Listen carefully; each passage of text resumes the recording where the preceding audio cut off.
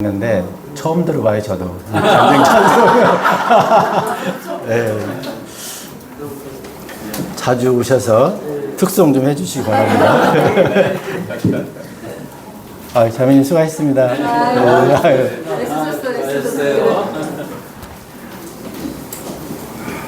원래 자매님이 사전에 예고 안 하면 안 쳐드려요, 반주를. 근데 오늘 특별히 특별 반주 해주신 거예요.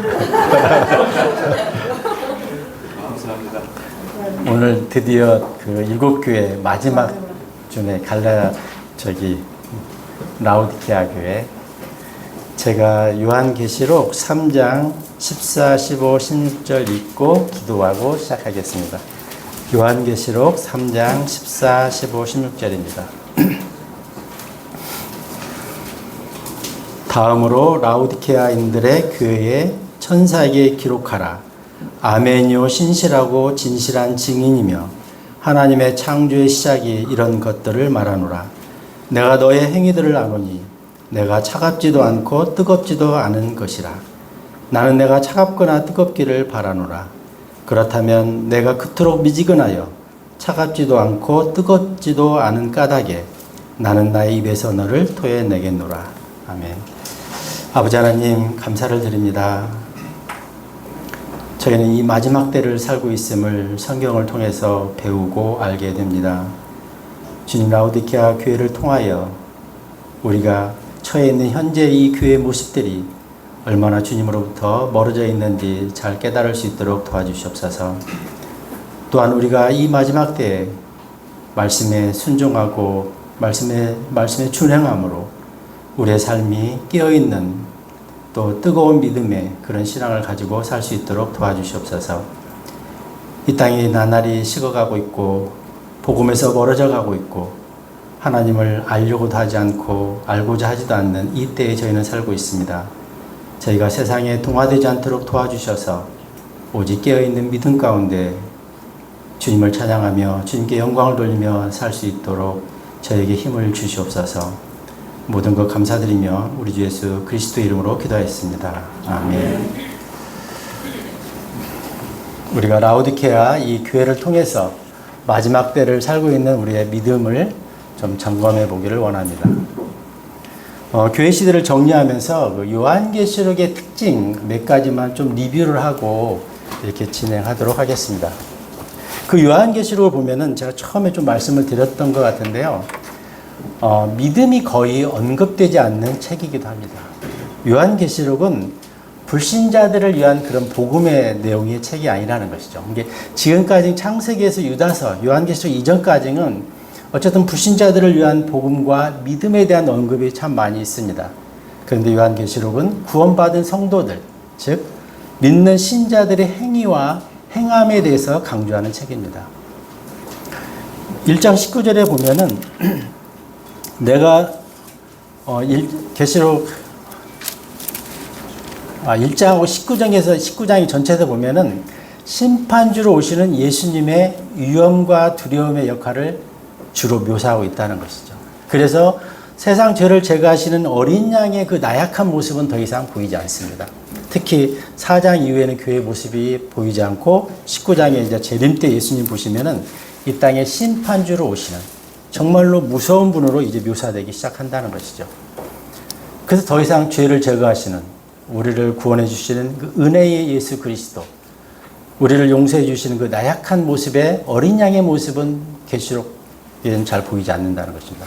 이제 교회 시대가 끝나가는 이 시점에서 은혜의 복음도 서서히 닫히기 때문에 그렇습니다. 그리고 두 번째는 요한계시록은 계시의 책이라는 것이죠. 레벨레이션. 그러니까 그동안에 감춰져 있던 것들이 드러나는 것, 비밀들이 드러나고 밝혀지는 것, 이 책이 요한계시록이라는 것입니다. 반대로 다니엘서는 그걸 반대로 얘기하고 있거든요. 다니엘서 12장 9절 한번 보실까요? 다니엘서 12장 9절에 보면은 이때는 반대로 말씀하시거든요.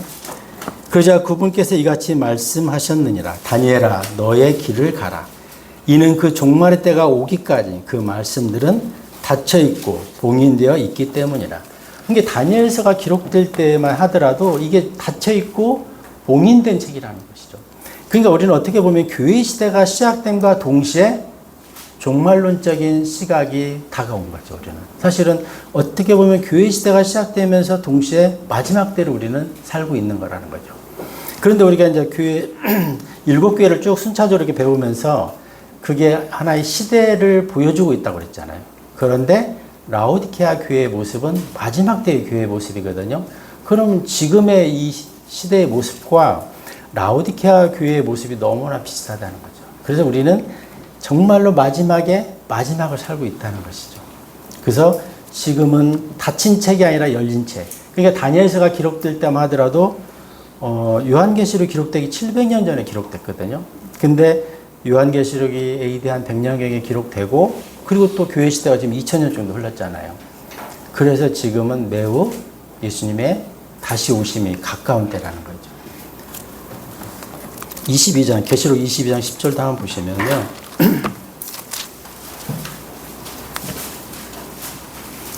그리고 그가 나에게 이같이 말하니라. 이 책의 예언이 말씀하시는 것들을 봉인하지 말라. 이는 때가 가깝기 때문이다. 이제 완전히 모든 게 다 열려있는 시대에 저희는 살고 있습니다. 봉인이 풀린 시대에 저희는 살고 있습니다. 그래서 끝이 매우 가까워졌다는 거죠. 에열의 말씀이 성취되기가 거의 끝 지점에 우리는 와 있는 거죠. 요한이 이 책을 기록하고 벌써 2000년이 지났습니다. 그래서 우리는 만약에 오늘 밤에 예수님이 오셔도 아무렇지도 않은, 이상하지 않는 그런 시대를 우리는 살고 있습니다. 그리고 요한계시록은 세 번째로 축복의 책이라는 거죠. 요한계시록은 계시의 책이고 복음보다는 그리스도인의 행위에 대한 책이 기록이 많고 계시가 되어 있고 그 다음에 세 번째는 축복의 책이라는 거죠. 22장 7절에 계시록 22장 7절에 옆에 보시면은요. 보라 내가 속히 오리라. 이 책의 예언이 말씀하시는 것들을 지키는 자는 복되도다. 그래서 그야말로 계시록을 통해서 우리가 미래를 사전에 알고 또 이 말씀을 내가 준행하면서 사는 것은 그게 복이라는 거죠. 우리가 신약적인 개념에서 보면은 교회 시대의 복은 영적인 복이잖아요. 이 땅에서의 복이 아니라는 거죠. 그래서 우리가 계시록을 통해서 다가올 미래를 알고 그 미래를 대비하는 게 복이라는 거죠. 근데 내가 만약에 이런 거죠. 태풍이 몰려오는 걸 알고도 아무런 대비를 안 하면 그 사람은 불행할 거라는 거죠. 그 사람은 태풍의 피해를 고스란히 끌어안게 되겠죠. 우리가 계시록을 통해서 다가올 미래에 대해서 알고 그걸 대비하지 않으면 그와 똑같은 사람이라는 거죠. 우리가 계시록을 공부하는 이유는 우리가 다가올 미래를 대비하는 것. 그래서 말씀에 더 순종하고 그분을 더 깊이 알아가기 위한 그 목적으로 배운다는 거죠. 그래서 우리가 요한계시록을 배우는 것은 이 마지막 때 우리가 좀 나태해지고 좀 잠자기 쉬운 이때 우리가 깨어있게 되기 위하여 우리를 조금 더 세상과 동화되지 않기 위하여 말씀에 따라서 우리의 삶을 복종시키기 위하여 우리는 복음을 계시록을 공부한다는 것입니다. 그래서 이 계시록에 나와 있는 말씀을 순종하는 자에게는 복이 있다는 것이죠. 아마도 그 자체가 이미 복이라고 저는 생각해요. 말씀에 우리가 순종해서 깨어있는 삶을 살 때 우리가 이 세상에 이 타락한 세상에 그대로 동화돼서 우리의 삶이 젖어가는 게 아니라 그 타락한 세상으로부터 우리를 분리시켜가는 것. 그때 그걸로부터 이미 우리는 그 복을 받는다는 거죠. 그 다음에 요한계시록은 읽어보시면은 한 10번 정도 이렇게 중간에 아멘이라는 게 많이 나오는 책입니다. 그래서 성경 중간에 마지막에 아멘이 아니라 중간에 아멘이 나오면 그 뜻은 확실하다, 진실하다, 신실하다는 뜻을 가지고 있습니다. 그래서 물론 주님이 말씀하시는 모든 건 다 확실하고 신실하고 진실하지만 특별히 계시록에 중간에 아멘이라고 이렇게 나오는 것에 대해서 우리가 유념할 필요가 있다는 것이죠. 그래서 주님은 모든 메시지를 우리 개개인이 받아서 아멘으로 적용하기를 원하신다는 것입니다. 그래서 계시록의 모든 내용은 확실한 현재적 미래라는 거죠. 이건 막연하게 미래에 나한테 올 게 아니라 그걸 거의 내 눈앞에 이른 현재적인 미래라는 것이죠. 그래서 누구라도 굳게 붙잡고 장차 다가올 새하늘과 새 땅을 아멘으로 받아들이면 그는 복받은 자라는 것이죠. 요한계시록 1장 19절에 보면은 이렇게 말씀하고 있거든요. 내가 본 것들과 현재 있는 것들과 이후에 있을 것들을 기록하라. 이렇게 했는데 본 것은 이미 지나갔잖아요. 주로 우리는 그거를 1장을 그렇게 보고 있습니다. 그 다음에 2장, 3장. 보고 있는 건 현재 교회의 모습이라고 우리는 볼 수 있어요. 근데 교회의 모습 속에서 시기적으로 마지막 때의 모습이라는 거죠. 그리고 4장부터는 이제 그 교회가 휴거되고 그 이후에 있을 모든 일들이 일어나는 것을 보게 됩니다. 그래서 요한계시록은 과거와 현재와 미래의 모든 것을 확실하게 우리가 알 수 있다는 것입니다. 사실 우리가 뭐 불신자들은 저기 하잖아요. 어디 복채 내고 뭐 보잖아요. 조금 뭐 그래도 돈을 내는데 우리는 그 이상의 너머의 너머까지를 다 보고 있다는 거죠. 다 우리는 알 수 있다는 거죠.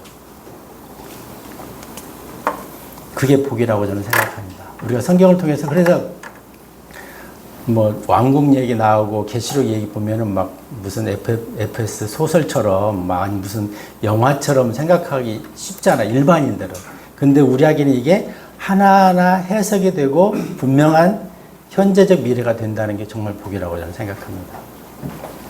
그래서 요한계시록, 물론 이 구분을 과거, 현재, 미래를 나누는 게 그 관주 성경마다 조금씩 차이는 있더라고요. 근데 4장 1절에 보면은 교회가 4장 1절에 딱 올라가는 모습에서 미래의 모습으로 딱 넘겨지거든요.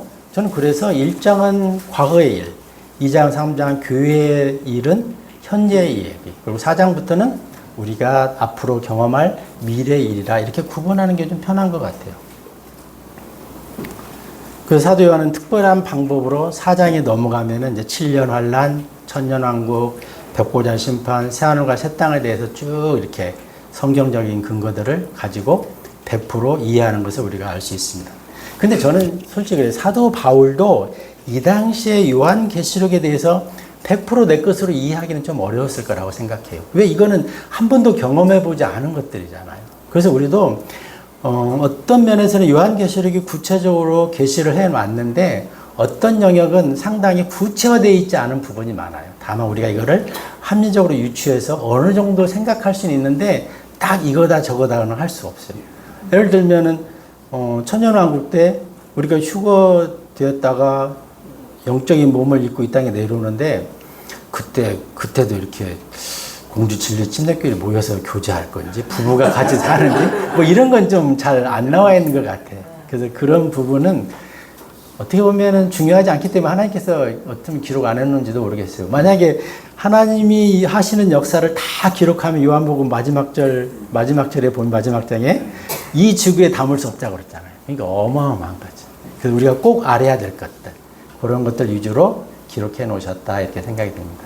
그래서 어쨌든 요한계시록 4장 이후에는 교회에 대한 언급이 없습니다. 그래서 분명한 것은 교회는 3장 끝으로 휴거된다. 변화된다. 이건 확실한 것 같아요. 그리고 나서 3년 반이 지나면 대환란이 시작됩니다. 요한계시록 6장 1절에 보시면은 휴거되고 그 다음에 아마도 우리는 올라가면 이제 혼인잔치가 있겠죠. 우리가 몸이 바뀌어서 올라오고 나면은 그 혼인잔치도 뭐 그런 경우도 있나 봐요. 이게 실질적으로 이 세상에서 부부처럼 아니 그때는 남자가 어떻게 신부가 돼서 예수님과 결혼하지? 혼인잔치라지? 이렇게 막 그런 쪽으로 상상도 하시는 분들도 있는 것 같은데 그건 아니라는 거예요. 성경에서 일관되게 결혼에 대해서 이야기하면은 아담이 어떻게 고백하죠? 내 살 중에 살이고 내 뼈 중에 뼈라고 고백하잖아요. 어쨌든 아담 안에서 이브가 만들어지잖아요. 그러듯이 우리가 그리스도와 우리를 신부, 교회를 신부로 비유해서 결혼에 이야기하는 것은 그만큼 밀접성, 그거를 강조하는 것 같아요. 그러니까 창세기 1장 보면 우리를 하나님의 형상과 모양으로 창조했다고 그랬거든요. 그런데 고린도후서 4장 4절에 보면은 하나님의 형상이신 그리스도라고 했어요. 그래서 그리스도, 예수님도 하나님의 형상이시고 우리도 하나님의 형상이고 그래서 하나님의 형상으로 완전체가 되는 게 결혼이 아닌가 이렇게 우리가 좀 유추할 수 있다는 거죠. 그래서 많지.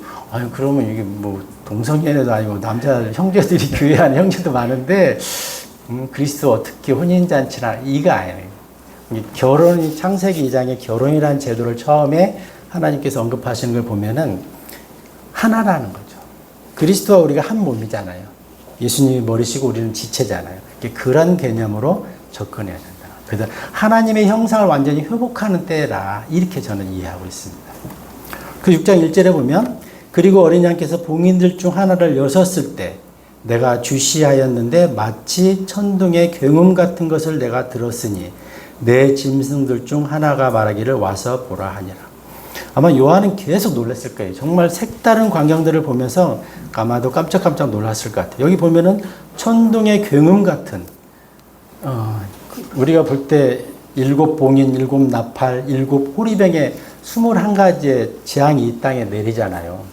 아마 무시무시한 그런 재앙들이 이루어질 거라고 봐요. 이때 요한계시록 6장에서는 이 대환란이니까 3년 반이, 전반기 3년 반이 지난 거예요. 그래서 적그리스도가 실제적으로 이제는 자기의 본색을 완전히 드러낸 타이밍입니다. 그래서 봉인이 하나 열리니까 천둥의 굉음 같은 게 들렸다 이렇게 말하고 있거든요. 그냥 지금까지 우리는 아마 이 재앙에 대해서 상상하기도 좀 어려울 것 같아요. 요즘 날씨가 어둡고 막 천둥만 몰려와도 좀 두렵잖아요. 근데 온 지구촌이 다 그렇게 바뀐다고 생각하면 무시무시한 거죠, 사실. 그래서 이 심판의 처참함을 보는 우리의 입장에서 한번 셋째 하늘을 한번 생각해 보자는 거죠. 우리가 셋째 하늘에서 이렇게 내려다보는데 어마어마한 이 21가지의 이 심판들이 쏟아지는 거죠. 7 봉인, 7 나팔, 7 호리병.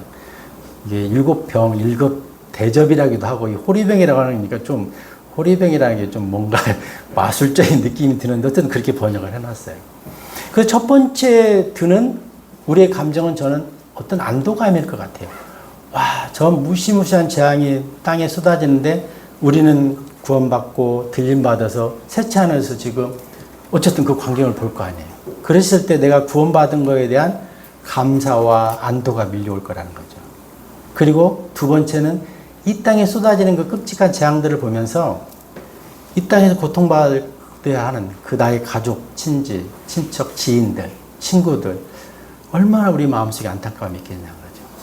그래서 오전에도 전도에 대해서 말씀을 드렸었는데 그때 우리가 전도하지 못한 것을 후회하지 않으려면 우리는 때를 얻든지 못 얻든지 적어도 그리스도가 하나님이신 것, 왜 인간이 왜 죄인인가를, 그리고 어떻게 죄사함 받을 수 있는가를, 어떻게 하나님의 은혜 가운데 우리가 살 수 있는가를 우리가 아는 만큼 전해야 된다는 거죠. 내가 그 사람을 개인적으로 인간적으로 미워하고 싫어하는 건 둘째고 우리는 어쨌든 때를 얻든지 못 얻든지 그리스도는 하나님이신 것을 우리가 증거해야 된다는 겁니다.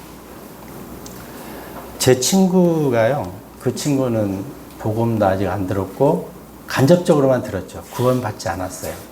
근데 이 친구가 평생을 자기 장모님을 모셨어요. 제가 봐도 참 훌륭한 것 같아요. 장모님을 모셨고 그것도 억지로 그냥 이렇게 모신 게 아니라 진짜 최선을 다해서 자기 부모님처럼 모셨어요. 그 장례 끝나고 90살 이상 사셨거든요. 하도 효도를 열심히 해요. 내가 그 친구한테 야 너는 참 오래 살 거다. 왜? 성경에 부모님께 잘하면 장수한다고 그랬는데 너는 일단 오래 살 것 같다 그랬거든요.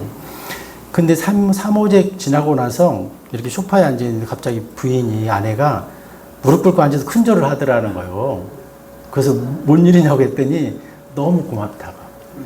내 부모님보다도 더 열심히 잘 섬겨준 거가 너무 감사하다고 그렇게 했다는 거예요. 감동적이더라고요. 그래서 와, 정말 이런 친구가 구원받지 않으면 누가 받아야 되나 이거죠.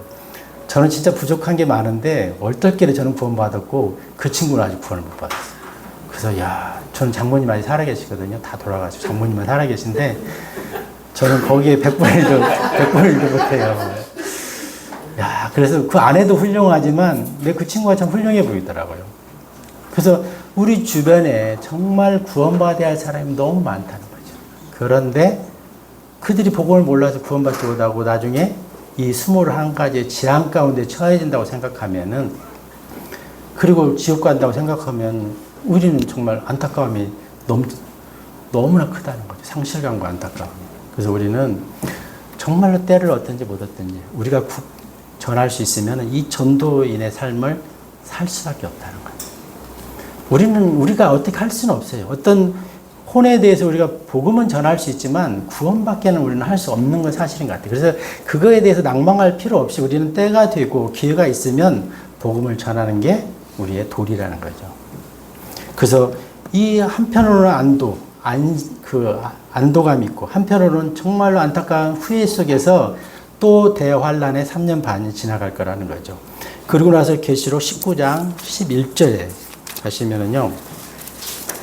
19장 11절에 가면 그리고 내가 하늘이 열린 것을 보았더니 11절입니다. 19장 보라 흰말 한 마리라 또한 그 위에 타신 분은 신실하시고 진실하신 분이라 불렀으며 그분께서는 의로 심판을 행하시고 전쟁을 하시느니라. 그러니까 하늘이 4장 1절에서 한번 열렸잖아요. 그때 우리가 휴거돼서 올라가기 위해서 열렸어요. 근데 19장 11절에서는 이제 심판주로 이 땅에 내려오시는 거죠. 쉽게 말하면 천년왕국 통치를 위하여 내려오시는 거죠. 그 말에 타신 분이 신실하시고 진실한 분이시라는 거죠. 그리고 14절에도 보면은 이어서 하늘에 있는 군사들이 흰말을 타고 그분을 따랐는데 희고 정결한 고운 아마포로 옷 입혀졌더라. 이 14절의 이 모양은 이 모습은 비유가 아마 우리 구원받은 우리도 아마 흰말 타고 같이 올 거라는 거죠. 그래서 7년 환란이 끝나고 주님이 지상 재림하실 때 그때가 19장의 11절.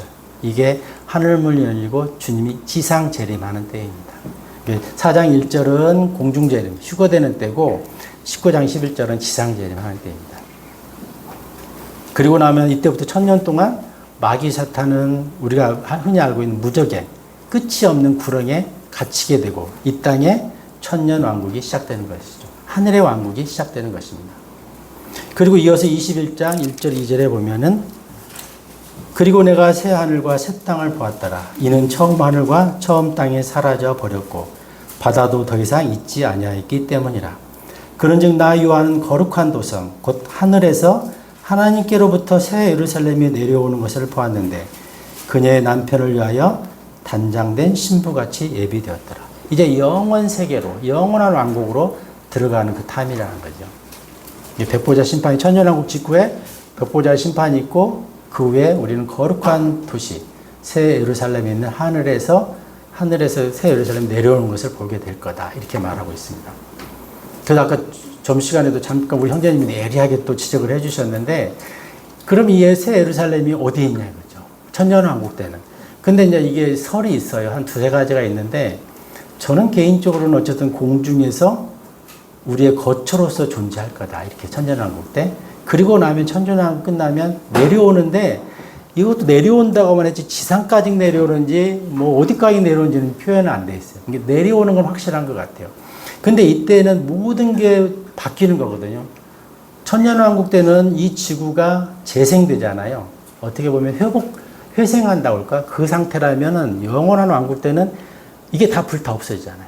그리고 완전한 새로운 새하늘과 새 땅이 되잖아요. 그럼 그때도 이 생각도 걱정이 아니라 이런 의문도 들더라고요.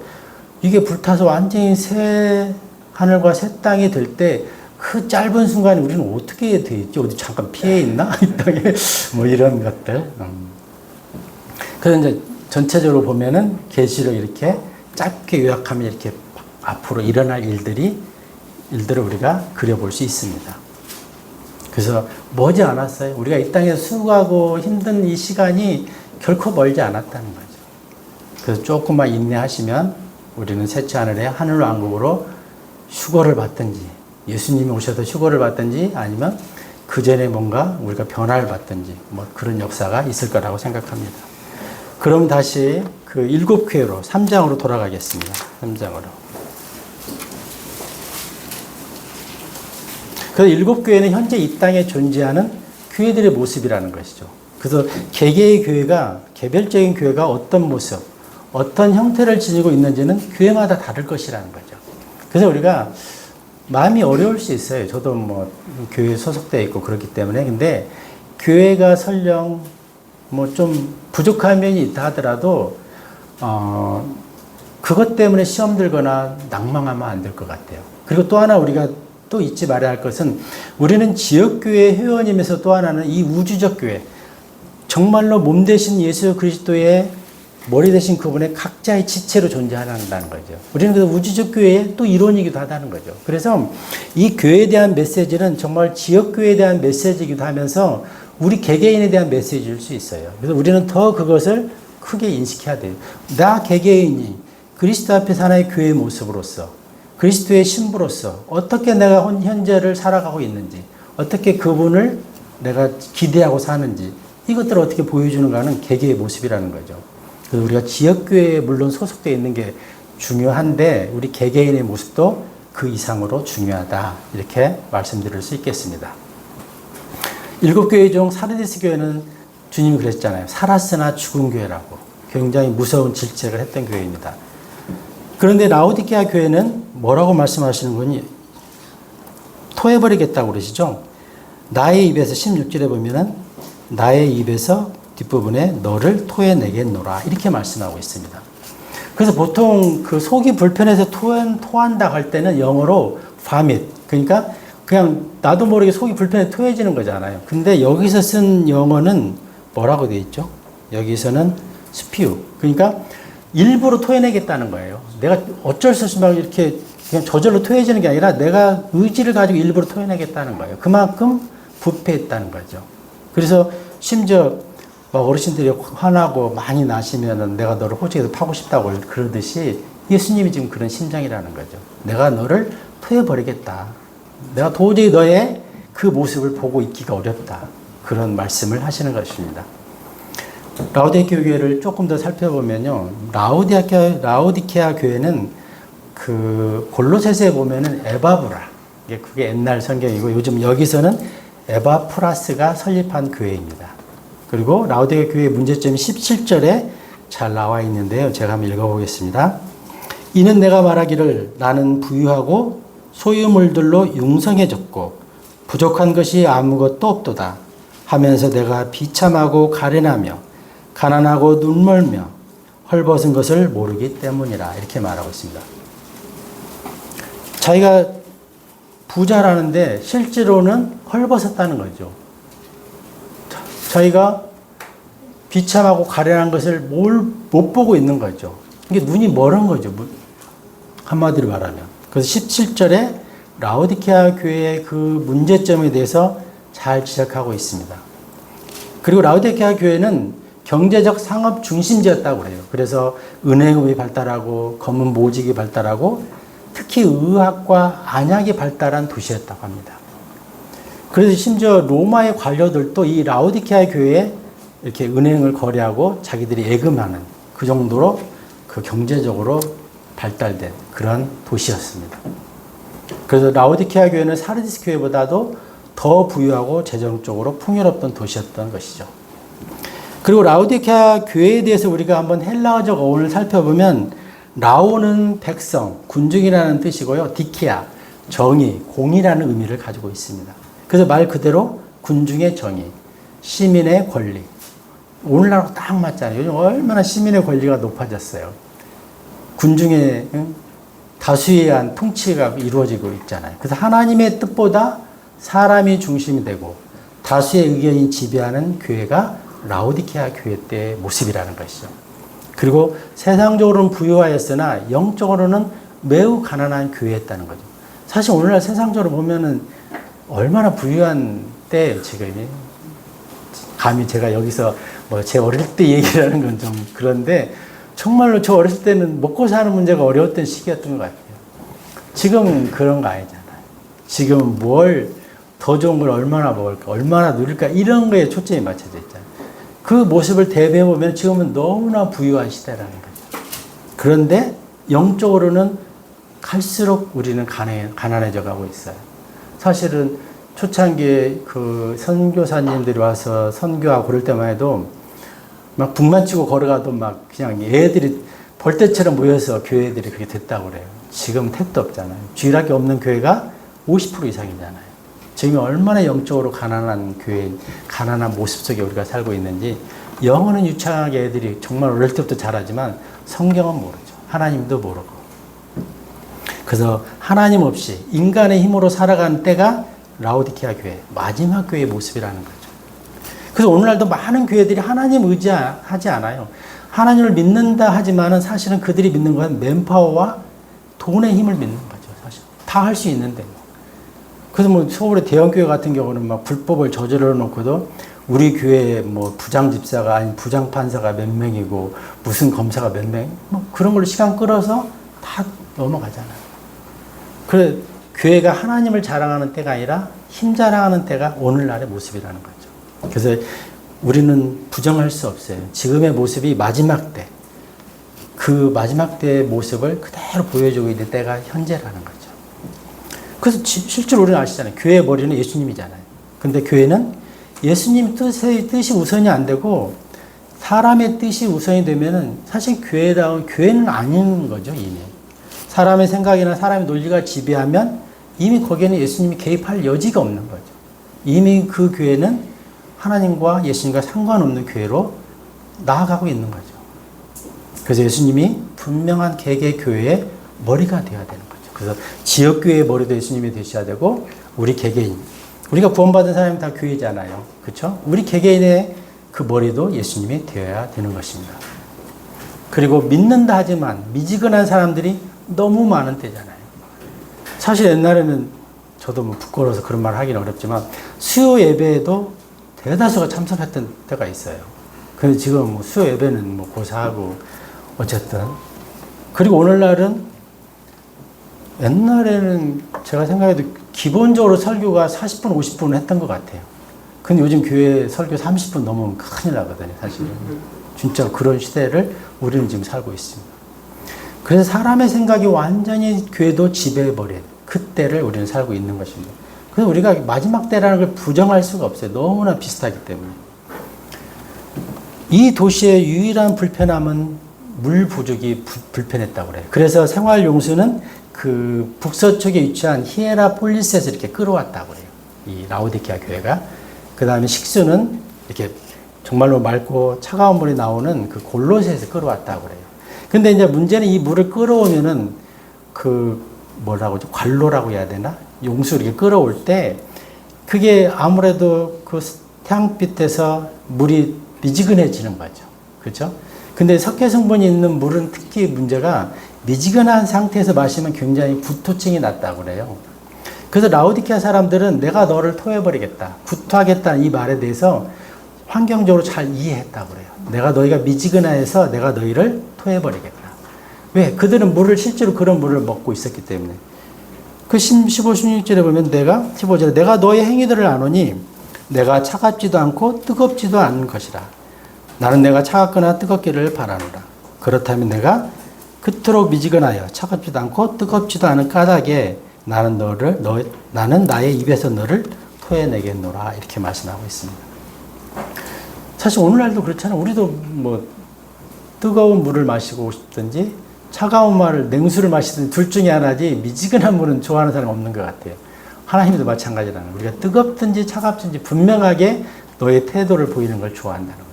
그래서 완전히 차가우면 고침받을 수가 있는데 미지근하면 고칠 수가 없잖아요. 이것도 아니고 저것도 아니기 때문에.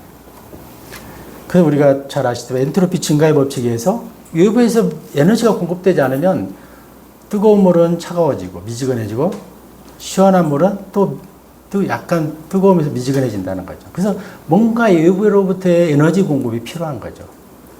영적인 원리도 마찬가지라는 거예요. 우리 예수님으로부터 뭔가 에너지를 공급받지 않으면, 영적인 파워를 공급받지 않으면 우리는 영이 둔감해지고 우리의 영이 미지근해지기 쉽다는 것이죠. 그래서 영적인 침체는 말씀을 불신하거나 이게 무지할 때 오기 시작합니다. 그리고 예수님 적당히 옆에 계시면 제가 알아서 성경책도 좀 적당히 읽고 기도도 적당히 하면서 이렇게 하면서 이렇게 이제 미지근하기 시작할 수 있는 거죠.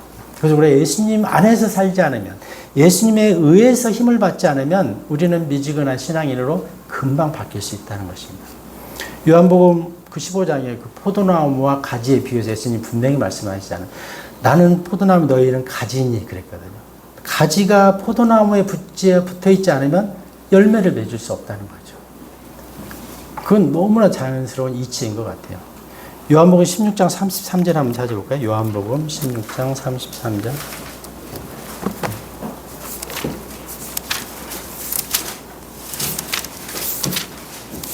제가 늘 그리스도 안에서를 제가 강조하는데요. 여기 보시면은 요한복음 16장 33절에 이런 것들을 내가 너에게 말한 것은 내 안에서 너희가 평안을 지니게 하려 함이라. 세상에서는 너희가 환난을 당할 것이나 그러나 좋은 기운을 내라. 내가 세상을 이기었노라. 그래서 우리가 영적으로 뭔가 이기고 싶으면, 영적으로 파워 있는 삶을 살고 싶으면 그리스도 안에 있어야 된다는 거죠. 떠나서는 그런 삶을 내 힘으로는 절대 사탄을 이길 수 없습니다. 내 힘으로는 성공적인 신앙인으로서 살 수가 없다는 것이죠. 그리스도 안에 있을 때만. 왜? 내가 세상을 이겼기 때문에. 요한일서 5장 4절에도 그렇잖아요. 그분 안에서만 우리가 승리할 수 있다고 분명하게 말씀하고 있거든요. 그래서 우리는 그분 안에서 우리가 승리할 수 있다는 거죠. 그분을 통해서 우리가 세상을 이길 수 있다고 말할 수 있습니다. 그래서 교회든 성도든 우리는 끊임없이 힘을 공급받아야 되는데 그 힘의 원천이 예수 그리스도라는 거죠. 그래서 사람의 생각이나 인간적인 아이디어를 중요시하면 교회는 병들고 부패하고 죽어갈 거라는 거죠. 그래서 우리도 우리 개인적으로도 마찬가지예요. 내 생각이 더 중요시하면 나의 경험과 지식을 말씀 위에 놓으면은 이미 하나님으로부터 멀어져 있는 것이죠. 그래서 성도에게 주어지는 모든 승리는 그리스도, 예수님 때문에 주어진다는 거죠. 우리가 예수님으로부터 분리되는 순간 우리는 이미 패배자의 모습을 보일 수밖에 없다는 것입니다. 그래서 라오디게아 교회는 부자라고 자랑했지만 실상은 영적으로 매우 가난한 교회였다는 거죠. 오늘날 우리가 부자라고 교회에 몇십만 명이 모인다고 교회가 엄청난 의리의리한 시설을 갖췄다고 자랑하지만 영적으로 가난하다. 예수님이 없기 때문에 그 안에.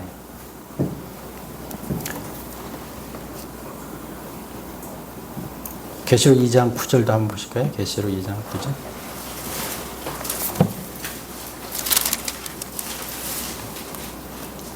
스미르나 교회의 한 말씀인데요. 나는 너의 행위들과 환난과 빈궁을 아노니 그러나 너는 부유하도다. 자신들이 유대인들이라고 말하지만 아니며 오히려 사탄의 회당인 자들의 신성모독을 내가 아노라. 반대로 오히려 행위들과 환난과 빈궁 속에 살았던 스미르나 교회의 사람들에게는 하나님께서 부유하다고 말씀하고 있는 거예요. 이게 우리가 판단하는 그 시선과 하나님 보시는 그 시각이 너무 다르다는 거죠. 그래서 스미르나 교회는 가난하고 있지만 하나님께서 너는 부자라고 했고, 라오디게아 교회는 너는 스스로 부자라고 만족하고 안전하다고 했지만 그들은 가난하다고, 내가 너희를 토해버리겠다고 하나님께서는 말씀하고 있는 것입니다. 그래서 라오디게아 교회는 세속적인 것들, 물질적인 것들은 더 이상 필요한 게 없었어요. 그들은 인간적인 자신감으로 충만했기 때문에 그렇습니다. 그러나 그들은 영적인 그 능력은 힘을 잃었고, 그들의 부와 자신감은 마치 썩은 동아줄 같아서 언제 끊어질 줄 몰랐다는 거죠. 그들의 자신감에도 불구하고 그들에게는 더 이상 주님이 계시지 않았던 것입니다. 그래서 주님의 공급이 멈춘 교회는 죽은 교회라는 거죠. 주님을 잃으면 모든 것을 잃은 것이기 때문에 그렇습니다. 우리가 그래서 유형만 보고 어떤 걸 평가하기는 쉽지 않은 것 같아요. 더 나가면 아무튼 저도 요즘 고민이 많아요. 그래서 하다 보니까 더 나가면 안 돼서 시편 73편 25, 26절을 보겠습니다. 시편 73편. 근데 이제 제가 그런 시간들을 보내면서 느끼는 게 우리의 생각은 급하잖아요. 막 뭔가 정리가 빨리빨리 되고 뭔가 이렇게 규모 있게 딱딱딱 됐으면 하는데 하나님의 시간은 더딘 것 같이 빠른데 내가 볼 때는 더디게 느껴지는 거예요. 그 시간을 어떻게 내가 인내하느냐, 그리고 하나님 앞에 죄짓지 않느냐, 그게 좀 중요한 것 같습니다. 73편 25, 26절 우리 졸린데 한번 같이 읽어볼까요? 25, 26절 시편 73편 25, 26절입니다. 시작. 하늘에서 당신 외에 누가 제게 있나이까? 또 땅 위에서 제가 사모할 자가 당신밖에 없나이다. 제 육체와 제 마음이 쇠하나이다. 그러나 하나님께서 내 마음의 힘이시오 영원토록 내 목이십니다. 예.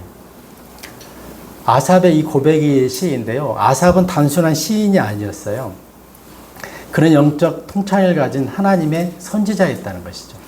그는 이 말씀으로 확신을 가졌고, 여기 보면 그렇잖아요.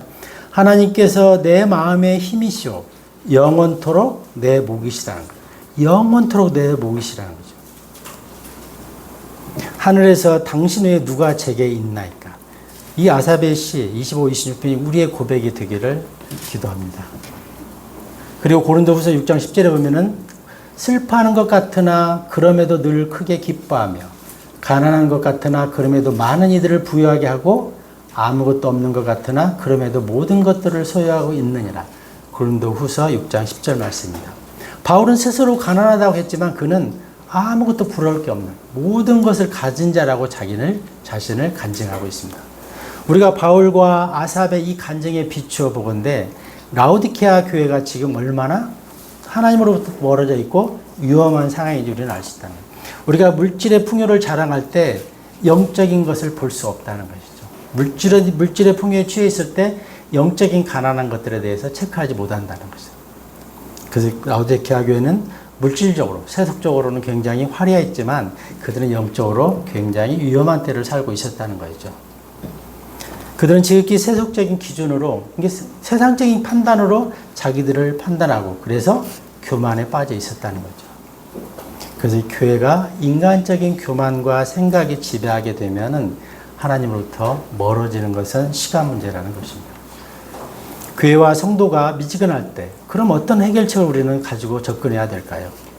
우리는 누구나 실수할 수 있고 넘어질 수 있습니다. 우리가 그럴 때 어떻게 해야 될까요? 그때 가장 필요한 것은 먼저는 말씀의 빛에서 우리를 회개하고 주님께 돌아오는 것이잖아요. 우리가 처음 구원받을 때도 하나님과 관계없이 사는 것이 죄였고 하나님께 돌아오는 것이 구원이었다면 우리가 세상을 살면서 영적으로 하나님과 멀어져 있을 때 그때 하나님께 다시 돌아오는 것. 그걸 우리는 죄의 자백이라고도 하고 물론 회개는 뭐 신학적으로 하면 딱 평생에 한 번 하는 거지만 회개하고 돌이켜서 하나님께로 다시 돌아오는 것. 그게 굉장히 중요하다는 것입니다. 요한계시록 2장 5절 한번 다시 볼까요? 요한계시록.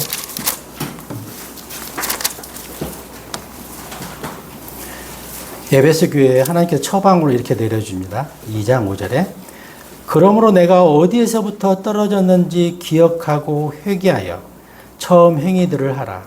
그러지 않고 내가 회개하지 않으면 내가 너에게 속히 오겠고 너의 등잔대를 그의 위치에서 옮기겠노라. 이렇게 말합니다. 우리가 처음 회개를 회복하는 게 필요한 거죠. 우리가 처음 첫사랑 예수 그리스도를 만났을 때 막 하늘을 나는 것 같았고 모든 걸 다 얻은 것 같았던 그 첫사랑을 회복하는 게 굉장히 중요하다는 거죠. 하나님께로 돌아오는 게 중요한 것이죠.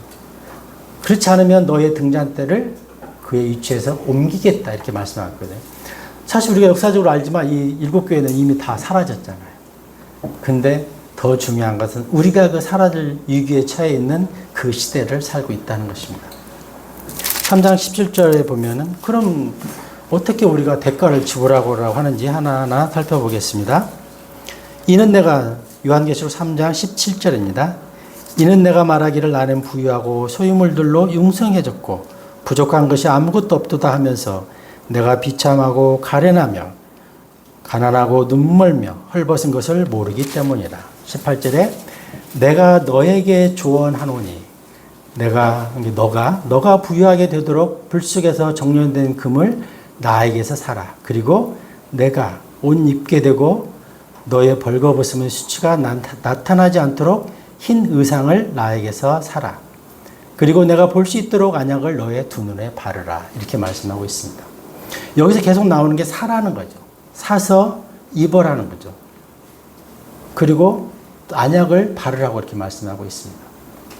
그래서 불로 정제한 금을 사고 흰 의상을 사고 눈에 안약을 바르라. 사서 바르야 되겠죠. 그래서 믿음의 연단은 공짜가 아니라는 거죠. 대가를 지불하는 게 필요하다는 거죠. 내가 어떤 현상 앞에서 죄를 범하기는 굉장히 쉬워요. 그랬을 때 내가 정말 믿음의 눈으로 이 죄를 멀리하고 하나님의 말씀을 선택하는 것, 하나님의 뜻을 선택하는 것, 이런 걸 우리는 대가라고 할 수 있습니다. 우리가 가만히 있는데 모든 게 나한테 이루어지지 않는 거죠. 세상에서 저절로 되는 건 저는 없다고 생각해요. 우리는 끊임없이 내 안에서 육신의 나와 성령님 안에서 나가 끊임없이 갈등하잖아요. 그럴 때 내가 육신의 욕망, 육신의 정욕과 세상의 자랑과 안목의 정욕을 과감히 버리는 거라는 거예요. 딱 비춰봤을 때 이게 이 셋 중에 하나면 육신의 정욕 아니면 안목의 정욕 아니면 인생의 자랑이면 이걸 버리는 거죠. 이것을 버리고 하나님을 택하라는 거죠. 이게 대가를 주고 사라는 것입니다. 그래서 우리의 영적인 성장은 시간과 정성과 어떤 힘이 필요해요. 내 의지의 선택이 필요한 거죠. 뭐 교회 가서 뭐 무슨 헌신 봉사하는 것도 필요한데 먼저는 나 자신과의 싸움 속에서 그리스도를 선택하는 것. 내가 육체에 굴복하지 않고 그리스도 안으로 내가 들어가는 것. 그게 중요하다는 것이죠. 예수님께서는 다 아시다시피 우리를 구원하기 위해서 하나님이신 예수님이 본인의 생명을 기꺼이 십자가에 못 박았던 것입니다. 그때 주님이 뭐라고 하셨죠? 이 잔을 나에게 옮길 수 있으면 옮겨달라고 그랬었잖아요. 그랬을 때 기꺼이 그분은 믿음으로 그걸 받아들였던 거죠. 그래서 우리도 어떤 그 선택의 기로에서 정말 죄에 대한 즐거움이 있잖아요. 그 죄의 매력이 있거든요. 그럴 때 그것을 끊고 그리스도의 말씀 안으로 나를 이렇게 밀고 가는 것. 그 노력이 필요한 거죠. 이건 인간적인 노력이라고 보기에는 어떤 성령님 안에서 나를 굴복시키는 거라고 이렇게 말씀드릴 수 있습니다. 우리는 그랬을 때 하나님께서는 넘치는 보상을 우리에게 해주신다는 것이죠. 정금을 얻기 위해서 또는 불로 연단하여 불순물을 뽑아내는 그 수고의 행위들이 있잖아요. 그게 우리가 해야 될 수고라는 것이죠. 베드로전서 1장 7절에 한번 보실까요? 베드로전서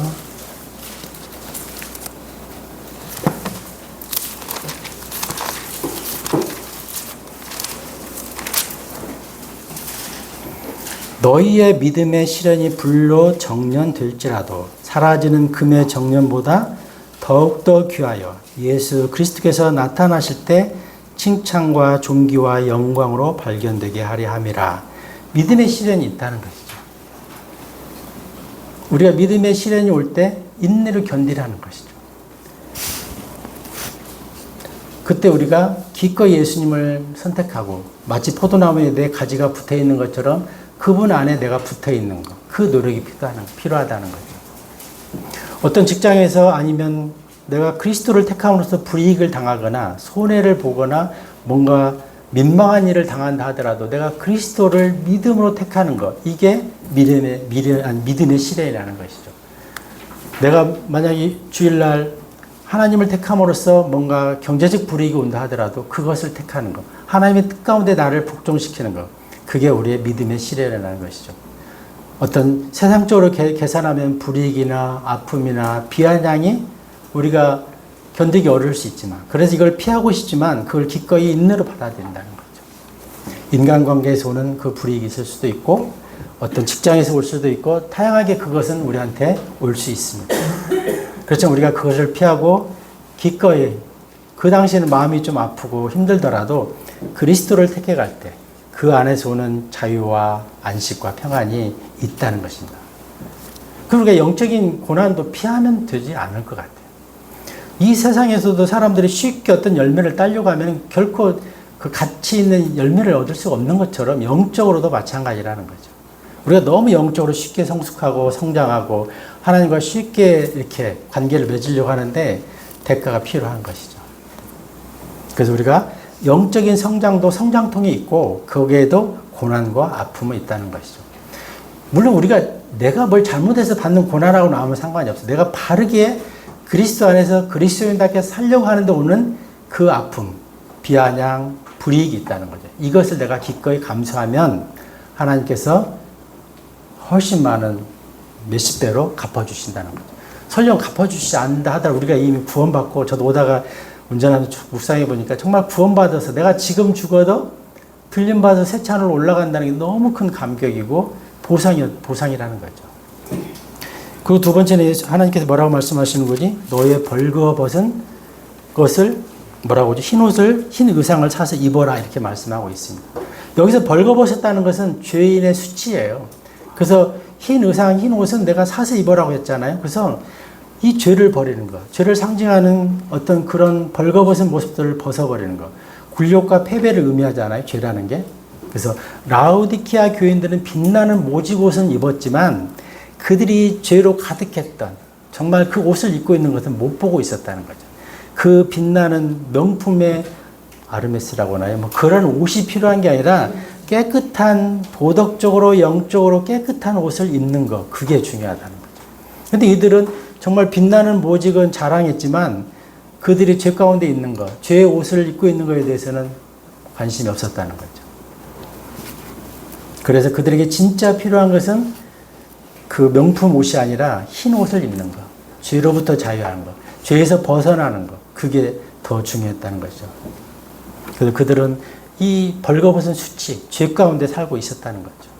그래서 아담이 처음에 보면 죄를 범하자마자 첫 번째 한 게 그 무화과나무 잎으로 자기를 가리는 거였잖아요. 그래서 이들은 죄에 대해서는 가르는 걸 미처 생각하지 못하면서 모직옷을 입고 있는 것, 명품 옷을 입고 있는 것만 자랑하고 있었던 것이죠. 그래서 그들에게 필요한 옷은 하나님의 의와 은혜로 옷 입는 것, 그리스도로 옷 입는 게 필요했다는 것이죠. 그래서 부끄러운 죄의 옷을 버리고 하나님의 옷으로 입는 것, 그것을 사서 입어라 이렇게 말씀하고 있습니다. 우리는 모두 그리스도로 옷 입은 사람들이잖아요. 우리가 세상에서 보면 정복, 제복 입은 사람들을 존경하거든요. 그리고 대우하거든요. 왜 그럴까요? 정복을 입은 사람, 뭐 경찰관이 경찰복을 입었거나 소방관이 소방을 군인이 제복을 입은 사람들에게는 그 제복이 주는 책임감과 의무가 있어요. 피할 수 없는 거죠. 제복 있으면 입었으면 딱 표시가 나기 때문에 군중 속에 숨을 수가 없잖아요. 그래서 제복을 입은 사람들은 그들에게 요구되는 책임과 의무가 있다는 거죠. 그래서 그들은 우리가 존경하죠, 사실은. 근데 우리는 보이지는 않지만 그리스도로 옷 입었어요. 예수님께는 그걸 보고 계시는 거예요. 그래서 우리가 그리스도로 옷 입었다면은 그리스도인으로서 가져야 할 책임과 의무가 있다는 거죠. 우리는 그리스도인으로서 품격과 우리가 감당해야 될 책임이 있다는 거죠. 그냥 그리스도로 옷 입었으니까 그냥 뭐 죄의 몸이 흰게 가려졌다 이 정도로 끝나면 안 되고 그 옷 입은 제복 입은 사람으로서의 책임과 의무를 회피하면 안 된다는 거죠. 그래서 우리는 그리스도로 옷 입었고 이 갈라디아 교회 사람들은 모직 옷을 입었지만 하나님께서는 그들에게 흰 옷을 사서 입어라 이렇게 말씀하고 있습니다. 그리고 세 번째 이들에게는 안약을 사서 눈에 바르라는 거죠. 마태복음 15장 14절에 보면은 눈먼 자가 눈먼 자를 이끌면 둘 다 도랑에 빠진다고 그랬어요. 이들은 좋은 의학이 발달했고 좋은 안약이 나오는 그런 도시였지만 그들은 실제로 눈먼 자들이었다는 거죠. 봐야 될 것을 못 보는 자들이었다는 거죠. 그래서 그들에게 안약을 사서 바르라 이렇게 말씀하고 있습니다. 자신들이 죄로 벌거벗은 모습으로 살고 있는 것. 그리고 계시록 3장 20절에 보면 내가 문 밖에 서서 두드리노라 이렇게 말씀하고 있거든요. 예수님이 문 밖에 계시는 것도 이들은 보지 못하고 있었던 거예요. 그들이 아무리 안약을 좋은 걸 가지고 있으면 뭐냐 이거죠. 그거를 사서 눈에 발라서 그리스도와 나와 관계가 어떤 관계에 있는지, 그리스도가 왜 문 밖에 서 계시는 거를 왜 서 계신가를 보라는 것이죠. 그래야 회개하고 돌아올 수 있기 때문에 그렇습니다. 그래서 라오디케아 사람들은 세상적으로 보면 풍요 속에 살았지만 세상의 세속적인 왕국에 갇혀서 살고 있는 사람들이었습니다. 우리의 영적인 눈의 치료와 영적인 눈을 뜨기 위해서는 예수님께로 돌아와야 돼요. 혹시 우리가 눈멀고 있지 않은지, 내가 죄의 옷으로 여전히 옷을 입고 있지 않는지, 내가 여전히 모직옷만 찾고 있고 그걸 보지 못하고 있는지, 내 마음 밖에 예수님이 계속 녹화하는데 나는 그분을 못 보고 있는지, 예수님을 나의 구주로 내 마음에 모셔서 이제 예수님이 내주 하시는데 그냥 예수님을 소파에 앉혀만 놓으시고 내 삶과 그분과는 관계없이 이루어지고 있는지, 이런 것들을 보아야 된다는 것이죠. 3장 20절 한번 읽어볼까요? 보라 내가 문 앞에 서서 두드리노니 누구든 나의 음성을 듣고 문을 열면 나는 그에게로 들어갈 것이요 그와 함께 만찬을 먹고 그도 나와 함께 만찬을 먹으리라. 예수님을 모시다만 놓으면 안 되고 그분과 함께 교제를 나눠야 되는 거죠. 그분의 살과 피를 내가 먹고 마셔야 된다는 거죠. 그래서 말씀이 육신이 되어 왔고 하나님의 그 말씀이, 예수님의 말씀이 영이요 생명이라 했기 때문에 우리가 그 영이요 생명이신 육신이 오신 그분과 우리가 교제할 수 있어야 된다는 것입니다. 그리고 라오디케아 교회도 이 당시에 굉장히 세속화되어 있었지만 이들도 한때는 굉장히 그리스도의 교회였을 거라는 것이죠. 그런데 어느 순간 이들이 서서히 세속화됐고 하나님부터 멀어졌다는 것을 우리는 알 수 있습니다. 그래서 7교회에 보낸 편지는 우리의 삶과 우리의 사역과 우리의 우선순위를 살피는 하나의 매뉴얼이 되어야 된다는 거죠. 왜? 심판이 세상에 곧 임할 것이기 때문입니다. 그리고 그 심판의 시작은 베드로전서 4장 17절에 하면 하나님의 집에서부터 시작된다고 그랬거든요. 그래서 정말 우리는 이 심판이 매우 임박했다는 것을 경험해야 돼요. 느껴야 되는 거예요. 왜? 세상 돌아가는 게 완전히 세속화되어 있거든요. 정말 요즘은 복음에 관심이 있는 데가 없어요. 심지어 교회도 복음에 관심이 없고 진리의 말씀에 관심이 없는 걸 우리는 너무나 많이 피부로 느끼고 있잖아요. 그러면 그럴수록 정말 마지막 때를 우리는 살고 있다는 거죠. 그래서 주님은 자기 본인의 주님의 말씀에 귀 기울이는 자를 언제라도 도와주시는 분이라는 거죠. 우리가 그분께 우리의 방향을 틀어서 그분을 맞이하게만 하면 22장 16절 한 번만 보실까요? 22장 계시록 22장 16절.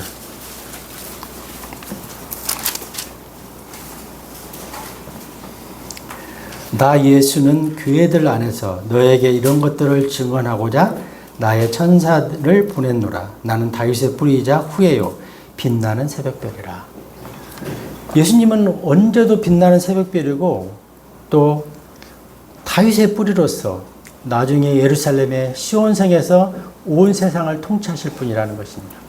그래서 우리가 시대가 악하고 그럴수록 우리가 이 계시록을 통해서 하나님은 뭘 우리한테 요구하시는가를 이해하고 우리가 깨어서 기도하며 그분 안에 우리가 늘 거하는 그런 성도로 살아가야 된다는 것입니다. 앞에서도 말씀드렸지만 우리는 계시록은 불신자가 아니라 성도들, 하나님의 자녀들을 위한 책이라고 말씀드린 바 있습니다.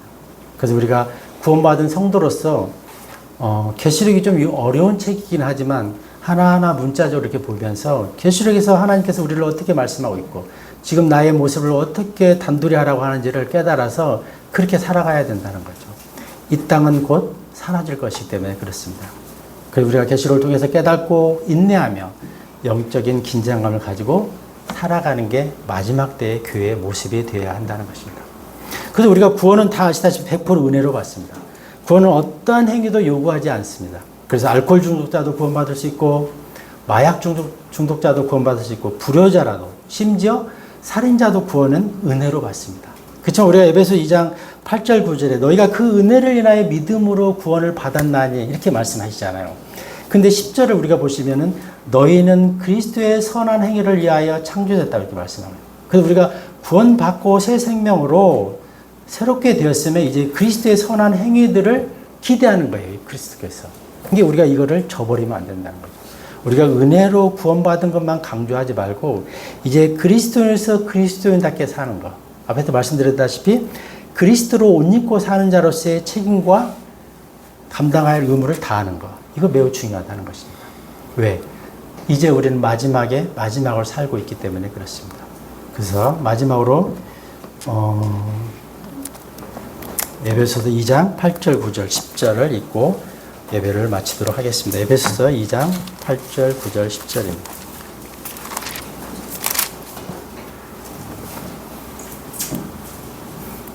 에베소서 2장 8절 9절 10절입니다.